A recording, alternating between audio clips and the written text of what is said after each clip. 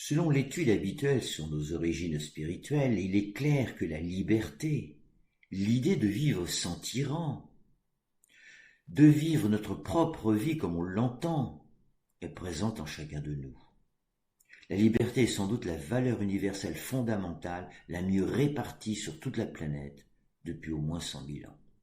Des millions d'êtres humains ont sacrifié leur vie pour la liberté.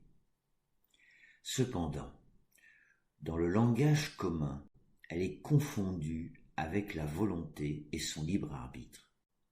Faire ce que je veux n'est pas de la liberté. Notre capacité à faire des choix se nomme libre arbitre, que j'écris avec un trait d'union parce qu'il est un élément ontologique spécifique de notre organe spirituel. La liberté, elle, est une valeur universelle qu'il faut sans cesse protéger, incarner dans nos vies quotidiennes comme les autres. Alors c'est quoi la liberté ? La philosophie la définit habituellement comme une indépendance et une autonomie, ce qui pourrait aussi définir la volonté, d'où leur confusion. C'est donc vrai, mais incomplet.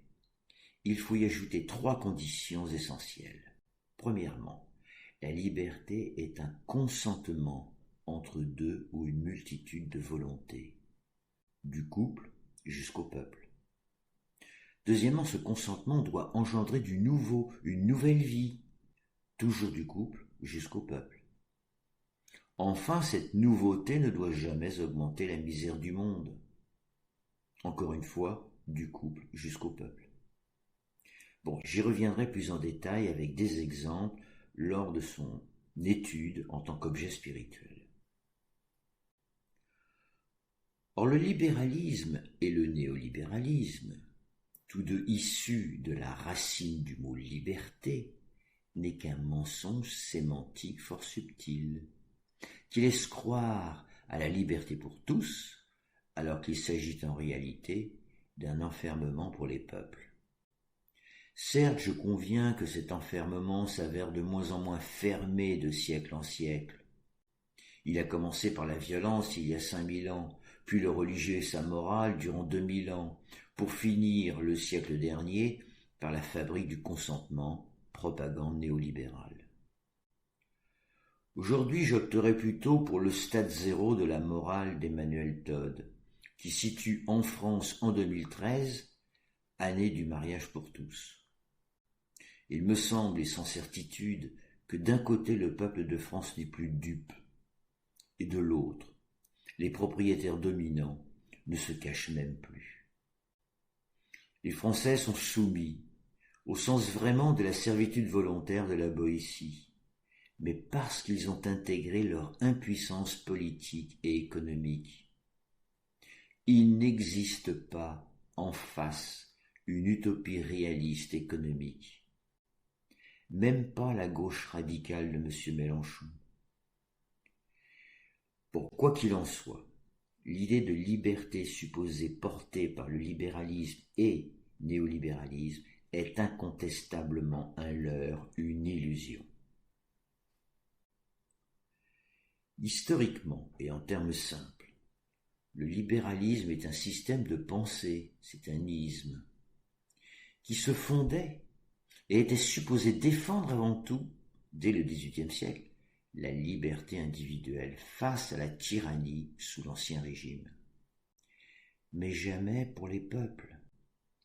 À l'origine, les penseurs du libéralisme cherchaient à détrôner le pouvoir absolu de la monarchie de droit divin, lequel a quand même duré 14 siècles. Cette liberté était en réalité réservée aux aristocrates et aux nantis, de nos jours à la noblesse d'État et au pouvoir financier. Des Lumières, excepté Rousseau, en passant par les 3 pouvoirs de Montesquieu, le célèbre discours de l'abbé Sieyès en septembre 1789, jusqu'au colloque de Lippmann à Paris en 1938 et au Mont Pèlerin en 1947, il ne faut jamais oublier que dans leur approche commune, le peuple devait se taire. Et ce sera par la force s'il le faut.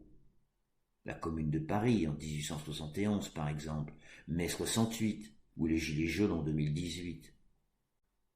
Le libéralisme voit donc le jour au XVIIIe siècle, jusqu'en 1930, au lendemain de la Grande Crise, date à laquelle le néolibéralisme commence à être pensé jusqu'à la fin des Trente Glorieuses, pour être finalement réellement appliqué à partir des années 1970-80.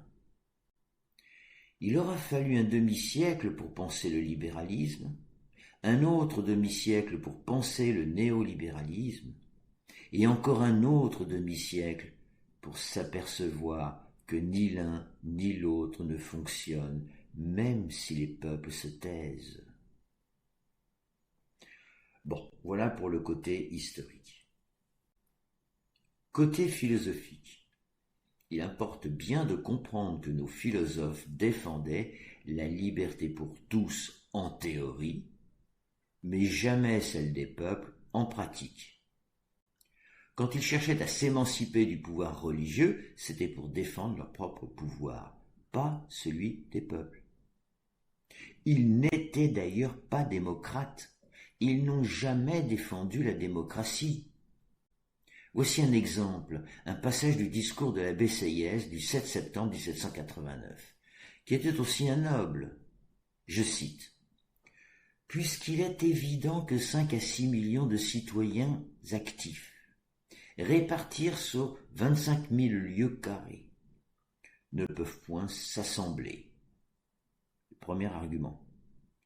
Il est certain qu'ils ne peuvent aspirer qu'à une législature par représentation. Donc les citoyens qui se nomment des représentants renoncent et doivent renoncer à faire eux-mêmes immédiatement la loi. Donc, ils n'ont pas de volonté particulière à imposer.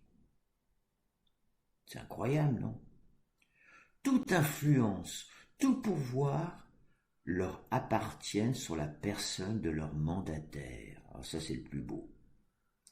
Mais c'est tout. S'ils dictaient des volontés, ce ne serait plus cet État représentatif, ce serait un État démocratique. Fin de citation. Ça avait le mérite d'être clair dans la conclusion, mais certainement pas dans les arguments. Aujourd'hui, 50 millions de citoyens peuvent voter une loi. Ça s'appelle un référendum, comme celui de 2005. De même l'argument, alors lui est fabuleux cet argument, tout pouvoir leur appartient sur la personne de leur mandataire. C'est carrément un renversement orwellien. Le pouvoir de mon mandataire ne peut pas m'appartenir. Ce sont nos mandataires qui possèdent notre propre pouvoir souverain, qui n'est qu'une aliénation contre nature. Bon. Pourquoi lever cette confusion est si important? Parce que c'est toujours le cas aujourd'hui. Le discours de liberté, égalité, fraternité gravé dans le marbre semble s'adresser à tous les citoyens, alors que, en réalité, les actes vont au seul profit des propriétaires dominants. Classe sociale qui, rappelons-le, émergeait il y a 5000 ans. Avez-vous déjà entendu un homme politique ou une femme nous parler de fraternité? Fatigués par ces discours orwelliens qui ne collent pas avec leurs actes, les populations déboussolées ne votent plus à hauteur d'au moins 50%, la moitié, et les autres votent contre au lieu de voter pour. Autrement dit, si les puissants d'aujourd'hui semblent moins violents qu'hier, c'est uniquement par peur que les peuples se soulèvent. Cependant, me semble-t-il, l'arme des puissants aujourd'hui s'appelle plutôt inertie. Je pense à l'incroyable expérience d'inertie des auto-attestations durant le Covid-19. Puis ce fut le pass sanitaire et le pass vaccinal pour boire un café debout. Souvenez-vous des infirmières contre le vaccin qui ont perdu leur emploi sans solde. Et les grands-parents qui devaient manger à Noël dans la cuisine. Pire, le Rivotril distribués dans les EHPAD pour endormir nos vieux définitivement. Une benzodiazépine réservée à l'épilepsie, c'est dire. Et quand il partait au ciel, nous ne devions même pas assister à leur enterrement. Tout ça pourquoi? Un virus comme un autre. Mais ne vous y trompez pas. Quand les pseudo-démocraties vont révéler leur vrai visage, la violence de la tyrannie ressurgira. Comme vous pouvez le constater, je ne suis pas en train de vous définir le libéralisme à la manière des philosophes, mais comme un citoyen ordinaire qui subit, comme vous, 2000 ans de mensonges politiques. D'où mon podcast portant ce titre. Sur le plan moral, d'une manière générale, le libéralisme consistait à respecter la règle d'or, mais en négatif. Ne fais pas à autrui ce que tu ne veux pas qu'il te fasse. Ou encore, la liberté s'arrête où celle des autres commence, ce qui ne veut rien dire. Qui fixe la limite? La loi, la justice fiscale, par exemple? Là encore, cette règle ne concerne pas les élites. La vraie règle d'or, celle du Christ, s'énonce qu'en positif. Fais à autrui ce que tu voudrais qu'il te fasse, ce qui change tout.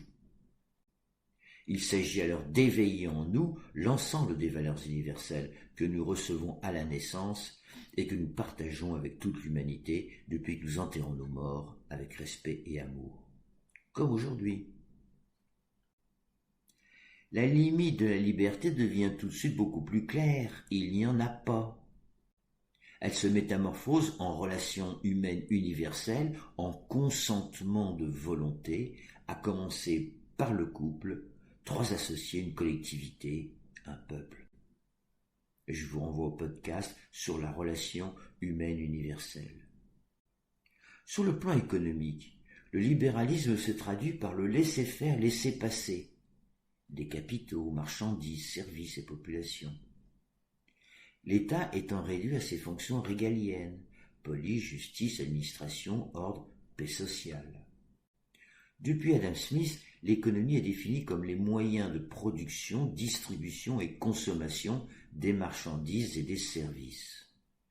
C'est le marché qui serait supposé le mieux placé pour fixer leur prix, comme par exemple le tarif ARENH d'électricité, j'ai déjà cité, fixé par l'Union européenne, particulièrement défavorable pour les Français. Mais la grande crise de 1929 va montrer aux économistes que leurs aînés se sont trompés. Ça ne fonctionne pas. Le marché ne sait pas s'autoréguler. Il n'existe pas de main invisible ou d'être suprême qui rétribue chacun selon ses mérites. La différence essentielle entre libéralisme et néolibéralisme, pensée à partir des années 1930 et appliquée dans les années 1970-80, tient au fait de demander à l'État, outre ses fonctions régaliennes, qu'il régule aussi le marché lui-même, puisque ce dernier en est évidemment incapable. Mais du coup, l'État social, rêvé par le socialisme du XIXe siècle, protecteur des peuples et redistributeur des richesses, disparu. Le problème de cette approche communément admise réside dans le fait qu'elle comporte au moins 4 mensonges, outre celui de la règle d'or en négatif. Premièrement, ce que la pensée commune appelle liberté est en réalité de la volonté individuelle, qui va nécessairement se heurter à celle d'autrui. Cette supposée liberté ne fait que créer des forces opposées et destructrices, ce qui engendre des crises récurrentes, politiques, sociales et économiques.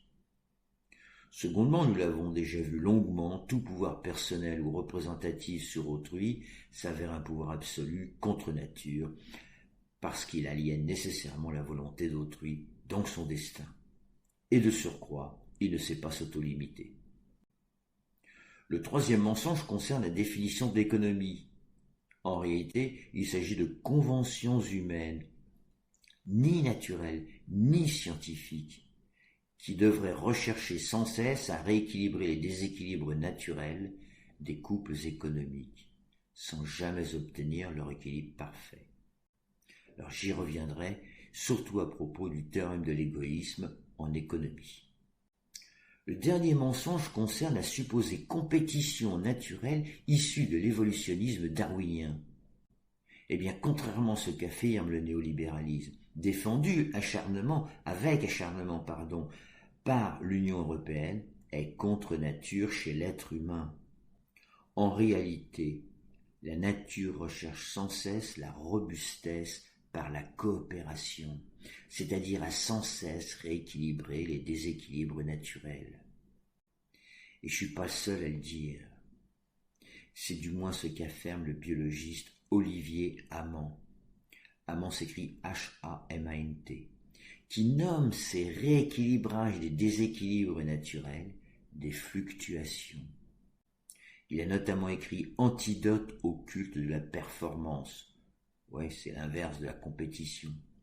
Il a aussi écrit La troisième voie du vivant, c'est la robustesse. Dès lors, il convient de sortir de cette confusion entretenue par les propriétaires dominants entre liberté, libéralisme et démocratie. La liberté résulte d'un consentement de volonté. Le libéralisme est une philosophie qui libère les puissants et enferme les peuples. Et enfin, la vraie démocratie est le seul régime politique qui libère les peuples. Je ne le répéterai jamais assez, la démocratie dite libérale et donc représentative s'avère contre nature car elle aliène la volonté du peuple, antidémocratique car ce n'est plus le peuple qui gouverne, immorale puisqu'elle ne recherche jamais volontairement le bien, illégitime car son pouvoir est une coalition de pouvoirs absolus, et enfin illégale car promulguer une loi contre le peuple est évidemment illicite. Comparons à présent le libéralisme d'Adam Smith au néolibéralisme qu'incarne la Macronie. 4 modalités les distinguent.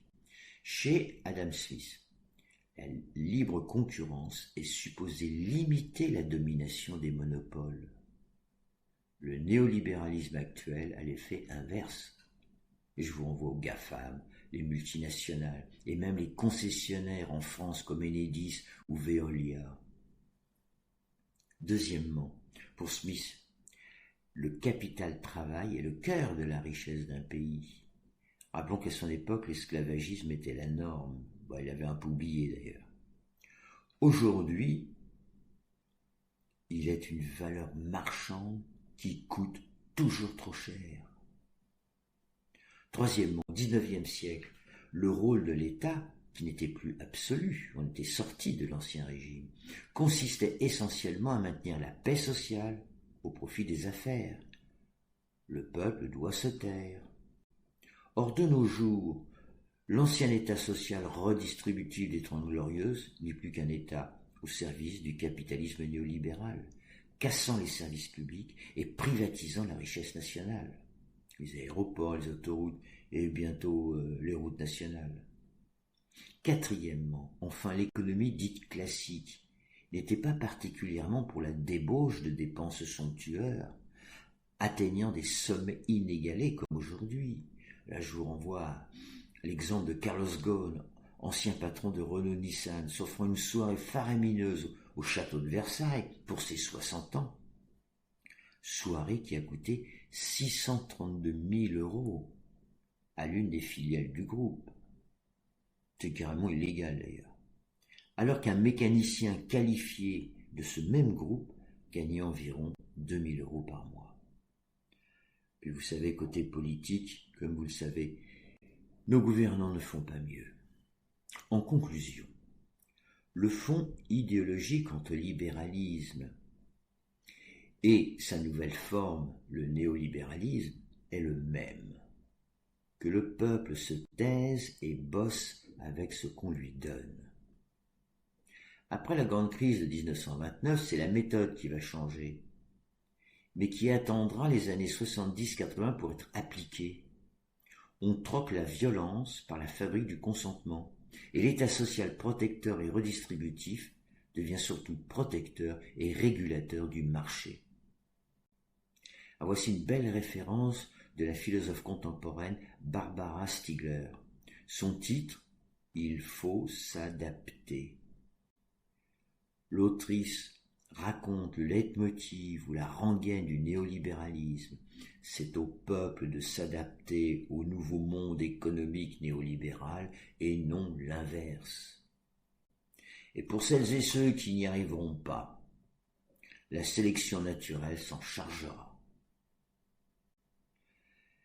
Un jour quand même, je l'ai entendue déclarer en conférence, courageusement, qu'elle n'osait jamais en public avouer que nos démocraties n'étaient pas de vraies démocraties.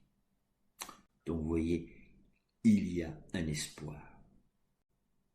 Bref, il me semblait important de préciser à quoi nous avions affaire du point de vue de la philosophie politique qui fonde notre monde actuel et par suite la raison principale pour laquelle il ne peut que s'effondrer. Ces bases, ces fondements, non seulement sont fausses, mais surtout contre nature, antidémocratiques, immorales, illégitimes et enfin illégales. De podcast en podcast, nous avons posé les bases d'une philosophie politique vitale que j'appelle au cœur des peuples. Dans le prochain, je vous propose de découvrir le mystère de la démocratie. Alors pourquoi un mystère ? Parce que si l'on applique la démocratie directe, que j'appelle spirituelle, laïque, telle que je la propose, il se jouera alors des forces spirituelles nous conduisant vers la meilleure destinée possible, mais qui échapperont tant à nos volontés particulières qu'à nos entendements. Une fois encore, la raison humaine sera larguée. Autrement dit, comment se fait-il que la compétence morale et la sagesse, permettant d'écrire une politique d'espoir, n'habitent qu'au cœur d'un peuple et qui s'exprimera seulement quand son cœur votera ses lois, ses budgets, ses traités internationaux, bref, tout ce qui fait une véritable politique au service des peuples. Bon, encore une fois, pardon pour mes bafouillages, et grand merci pour votre patience.